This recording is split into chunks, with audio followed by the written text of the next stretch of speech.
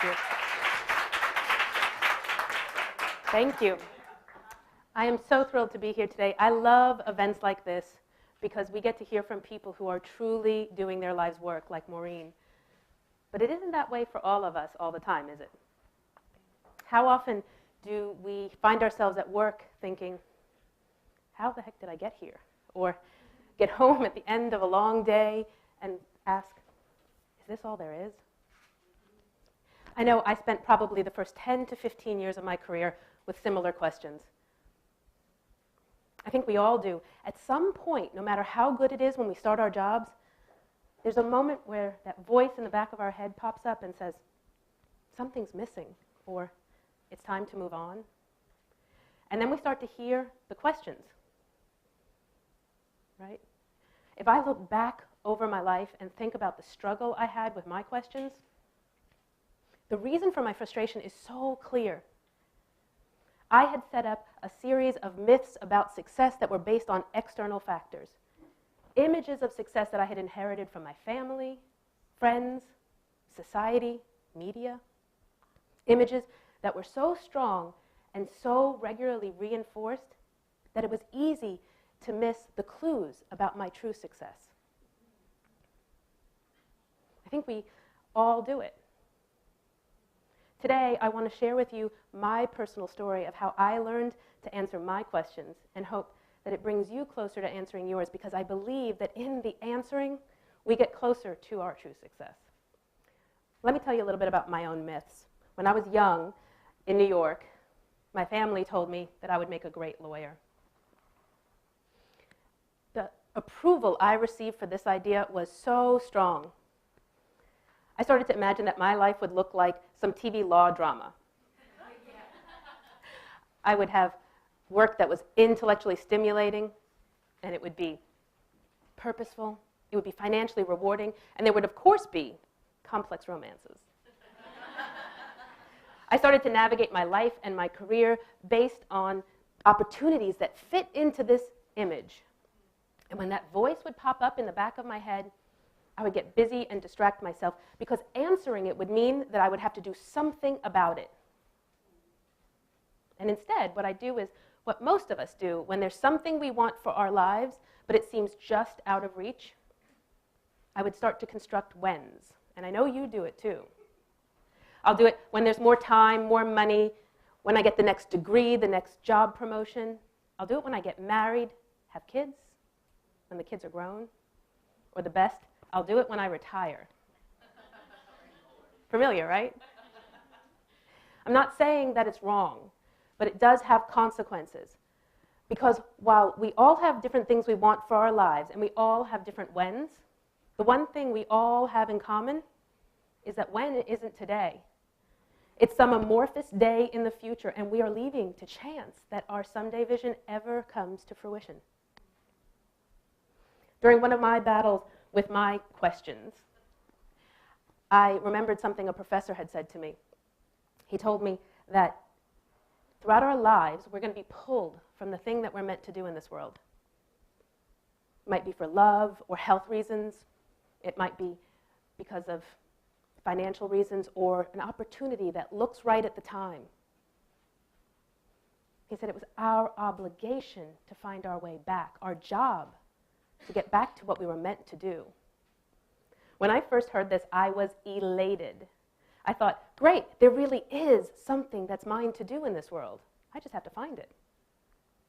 And then it hit me like a ton of bricks. I had to find it. I felt wholly ill-equipped. It was too big, too important, and I didn't even know where to begin. Fortunately, busyness is a great distraction. I started navigating from job to job, accumulating amazing experiences, hoping with each one that I would find the place to be purposeful.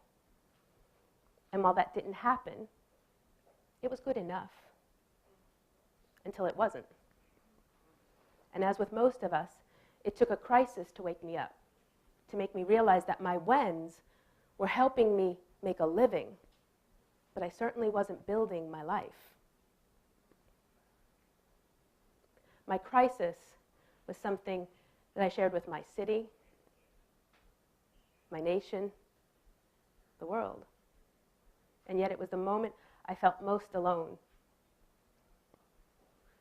On September 11th, walking home alone with that voice in my head for hours, there were no distractions.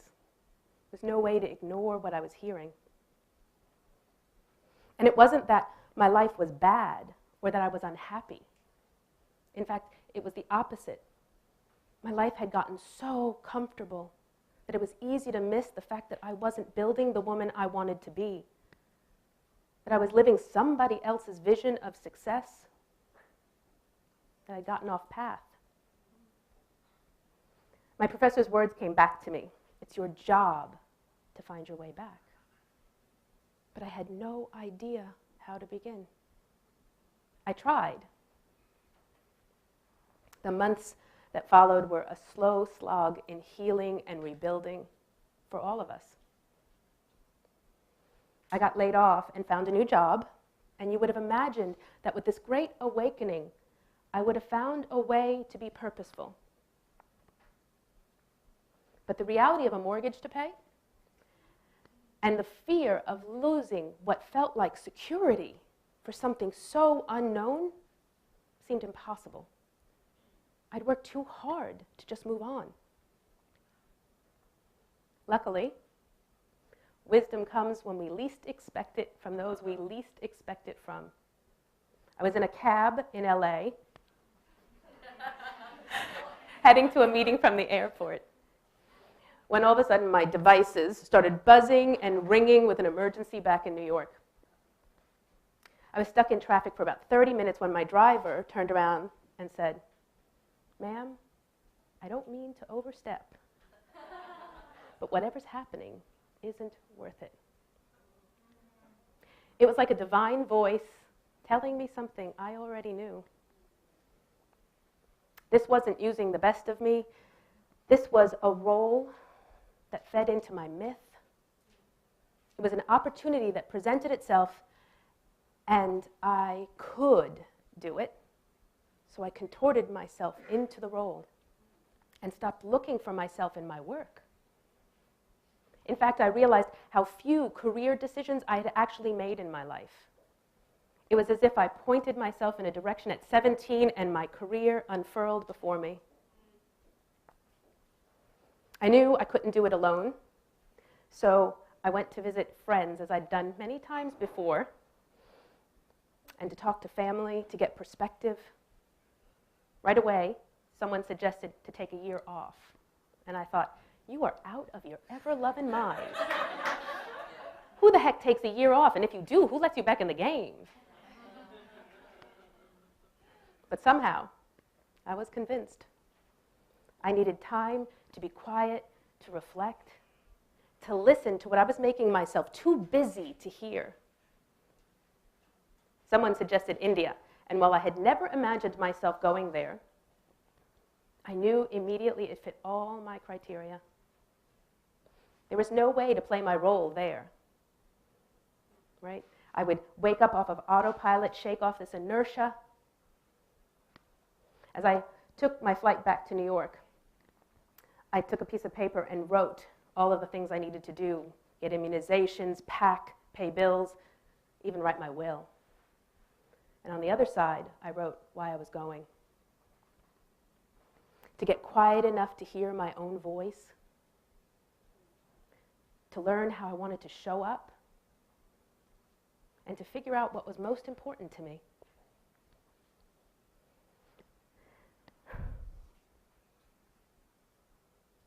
When I arrived back in New York, things started to move really fast.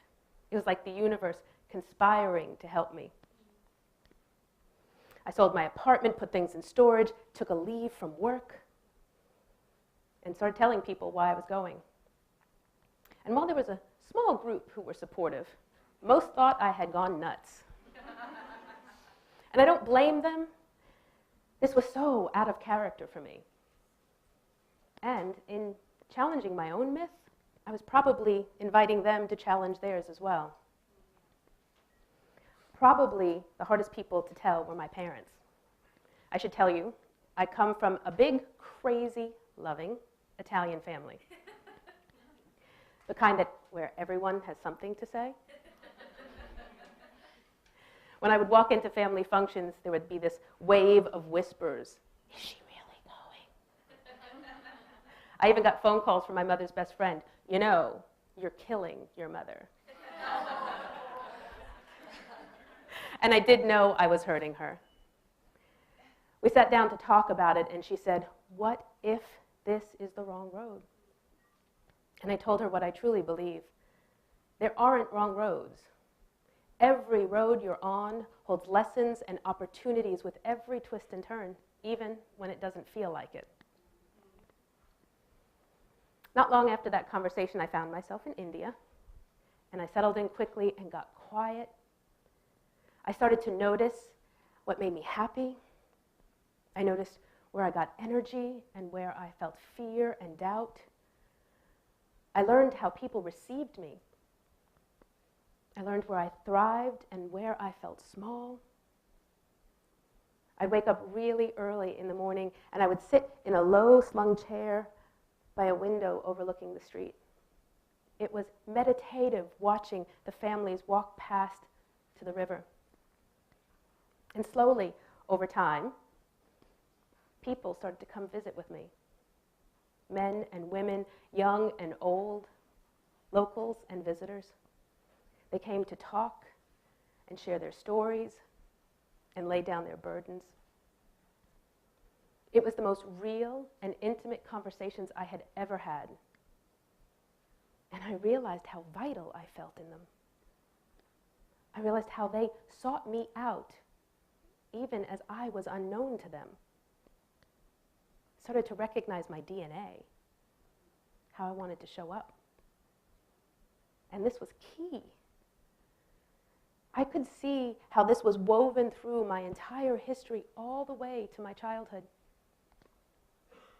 My ability to connect and communicate, to empathize and guide had always been there.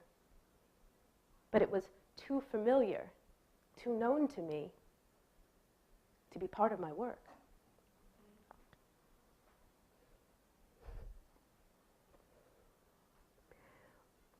When I started to think about it, I was a little afraid, this idea of talking for a living. In fact, I thought, who the heck is going to pay me to talk for a living? I'm going to end up on the street. But as I thought about it, I realized when I was happiest in my life, when I felt the most successful, most in my stride, this is what I was doing, using my voice to communicate and connect. This was more than talking or conversation. This was building the woman I wanted to be. Now, clarity didn't come all together in one night. I had to be willing to be uncomfortable, to not have all the answers. There was fear and confusion mixed in with the joy and discovery. When I came back from India, I didn't have answers. I actually had more questions. What I had found was a renewed sense of who I am, how I show up, what I believe. And I'd used that information to create a new definition of success that resonated with me to my core. I'd used it to build a philosophy of life that helps guide me. And now, when opportunities present themselves, instead of looking for my myth, I hold them up to see if there's a reflection of me. And when I stray off path, as I have done and will do, I use it to guide me back. Now, I'm not saying we all need to rush off to India or someplace to get perspective. In actuality, I could have done this at home in New York, even in my old job. What I needed was to get quiet enough to hear myself, to get brave enough to do something about what I learned, and to get tenacious enough to know that I could overcome any obstacle. Peter Drucker, in Managing Oneself, says that a successful career is based on self-knowledge, our ability to carve out a space for ourselves, to know when it's time to change course, and to stay productive and engaged over a 50-plus year career.